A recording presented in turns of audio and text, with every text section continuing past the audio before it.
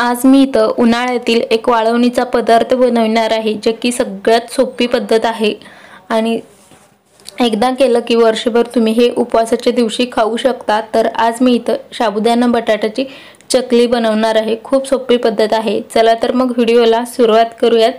त्यासाठी इथं शाबू घेतलेले आहेत, तर तुम्ही शाबू आहे तो कमी जास्त घेऊ शकता।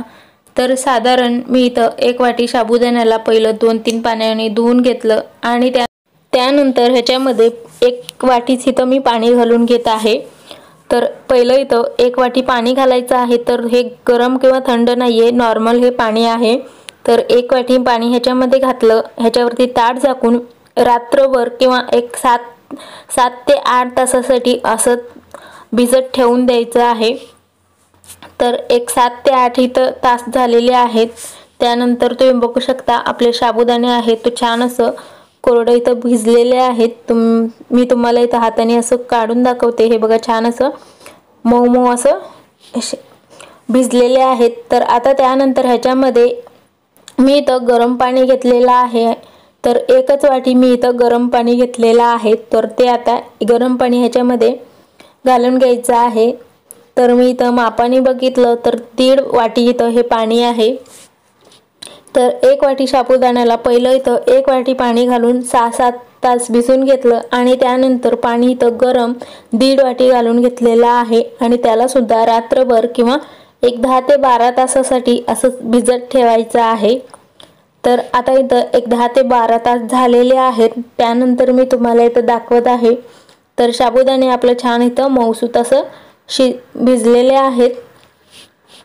तर आता मी तुम्हाला हे बाजूला काढून ठेवायचं आणि त्यानंतर इथं उकडलेले बटाटे घेतलेले आहेत मी। तर 1 वाटी साबुदाणा होता, तर त्यासाठी एक 3 ते 4 इथं उकडलेले बटाटे घ्यायचे आहेत।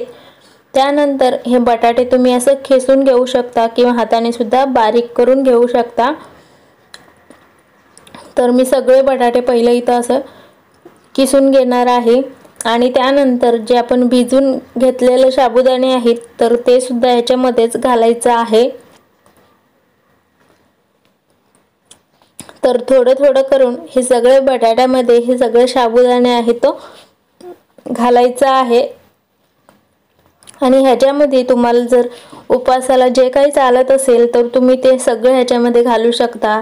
तर इथं चिली फ्लेक्स घालू शकता किंवा हिरवी मिरचीचं असं मिक्सरला लावून बारीक करून घेतलेलं ते सुद्धा घालू शकता। लाल तिखट घालू शकता किंवा जिरा वगैरे चालत असेल उपवासाला तर ते सुद्धा तुम्ही ह्याच्यामध्ये घालू शकता। तर त्यानंतर मी इथं चिली फ्लेक्स घातलेला आहे आणि चवीपुरतं मीठ ह्याच्यामध्ये घातलेलं आहे। तर तुम्ही तुमच्या आवडीप्रमाणे इथं घालू शकता। तर हे सगळं घालून झाल्यावर हाताने ह्याला छान मळून घ्यायचं आहे किंवा चमच्याने किंवा असं स्मॅशने असं स्मॅश करून घ्यायचं आहे।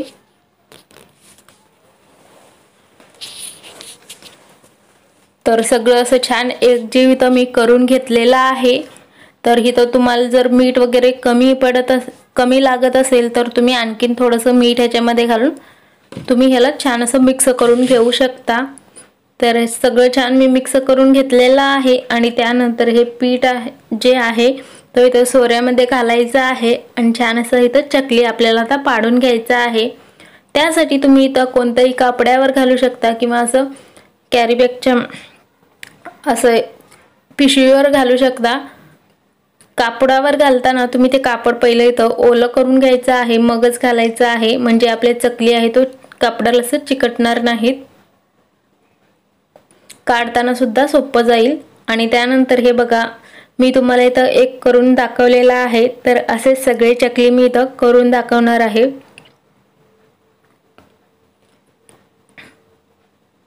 तर तुम्ही इथं मोठे किंवा छोटे चकले आहे तो बनवून घेऊ शकता।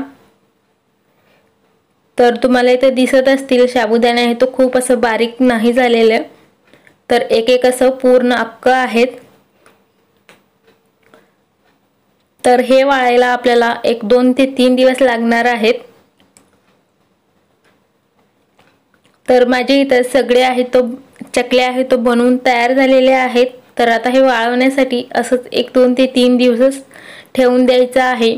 तर थोडंसं मी असं गोल इथं करून घेतलेले आहेत चकल्या आणि थोडंसं असं सरळच करून घेतलेल्या आहेत।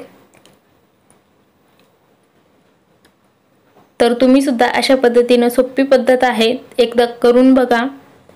तर इथं सगळं वाळवल्यावर मी तुम्हाला दाखवत आहे। खूप छान असं हे दिसत आहेत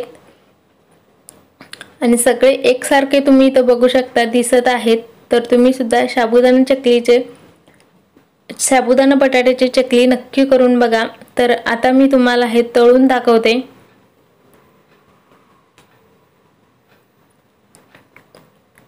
तर त्यासाठी इथं तेल आहे तो गरम झालेला आहे। त्यानंतर तुम्ही बघू शकता छान असं दुप्पट तिप्पट हे आपले चकली आहे तो बनवून तयार झालेत।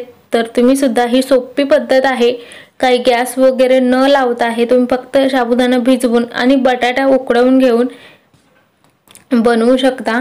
तर व्हिडिओ आवडला असेल तर लाईक शेअर सबस्क्राईब करा। पुन्हा भेटूया पुढच्या व्हिडिओमध्ये। तोपर्यंत बाय बाय।